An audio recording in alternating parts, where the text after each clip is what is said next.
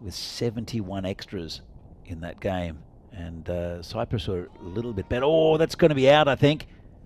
And gone. Well, Mzhikova, she's learned a lesson now, but the hard way. She's wandered out of the crease and just not with a presence of mind, and maybe just the experience of trying to get back in the crease.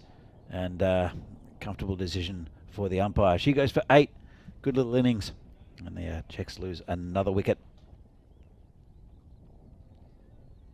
So now I've lost my train of thought with that wicket as to the extras. 43 for Cyprus as well, which I'm sure the coaches had a chat about. It's been much better since. Quite a few in this innings though from Cyprus, losing the discipline a little bit with this Czech side.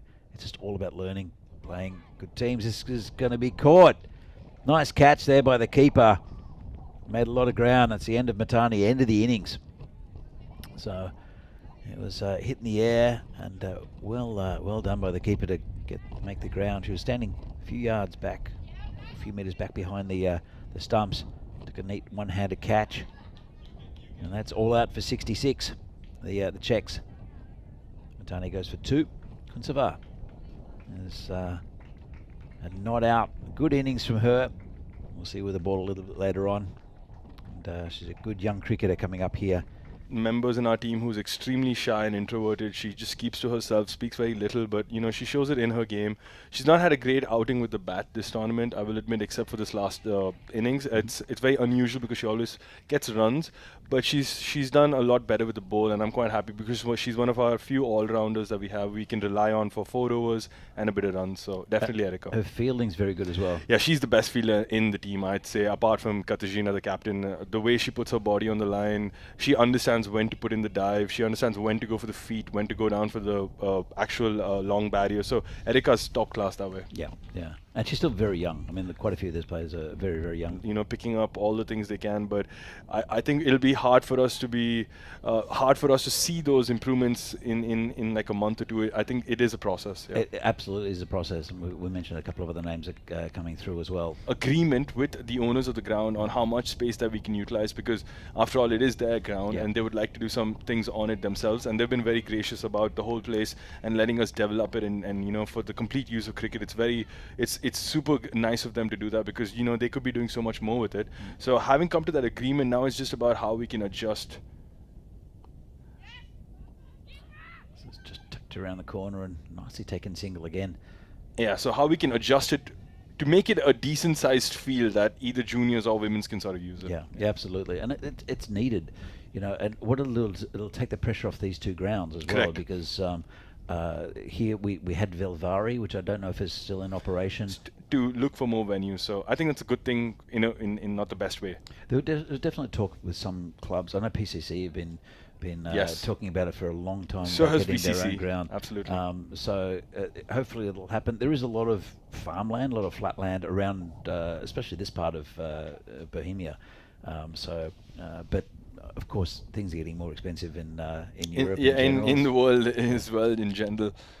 I think shout out to Ostrava though, who are taking a lead on trying to create their own ground in Ostrava, which is quite an amazing initiative on their part, despite being the only club from that region. So big shout out to them, and I hope we can support them. We as in Czech cricket.